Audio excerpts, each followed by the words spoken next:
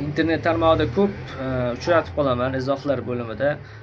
iPhone telefonini olganda video kачественный sifatli chiqadi yoki videongiz tezroq rekka chiqadi degan noto'g'ri yolg'on qarashlar mavjud.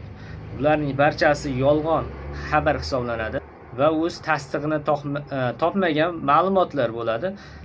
Va mana shunaqa yolg'on ma'lumotlarga ishonib juda ko'pchiliklar juda qimmat pullarga kreditga, ya'ni nasiya savdosiga mana shunaqa qimmat telefonlarni olib juda ko'pchiliklar pand yemoqda va kuyib qolmoqda puliga. Shu sababli marketing qurboniga aylanmay, o'zlari marketing qurboniga aylangan odamlar sizni ham marketing qurboniga aylantirishmoqchi bo'lishadi. Shu sababli siz marketingning qurboniga aylanmang. Telefon xarid qilayotganda telefonning xarakteristikasini o'rganing bo'ldi. Siz odamlarni maslahatiga emas, telefonning olmoqchi bo'lgan telefoningizning xarakteristikasini o'rganing. Shunchaki telefonlar bilan solishtiring, ma'lumotlarni oling, qanaqa holatda ishlashini, texnik ma'lumotini oling.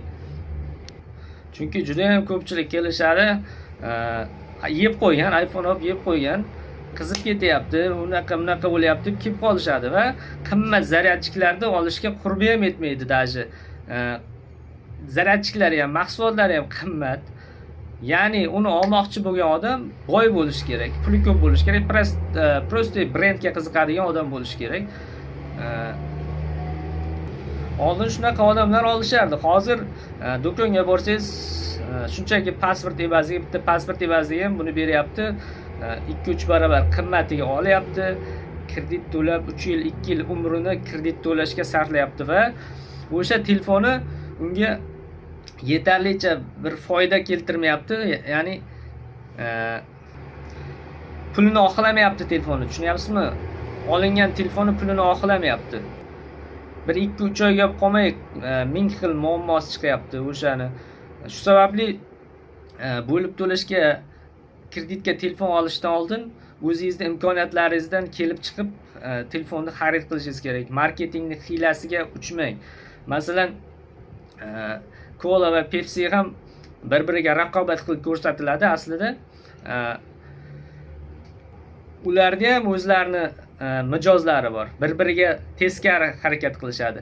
Masalan, internetda ko'rib qolsangiz, Android zo'r, Redmi zo'r, Samsung zo'r deydiganlari bor, iPhone zo'r deydiganlari bor. Bir-biri bilan urushib o'tadi. Kommentlarda, izohlar bo'limida bir-biri bilan urushib o'tadi. Bular marketingning qurbonlari deyiladi. Shunchaki ishlatib yurgan telefonining texnik ma'lumotlariga ega emas, ma'lumotlarni bilmaydi.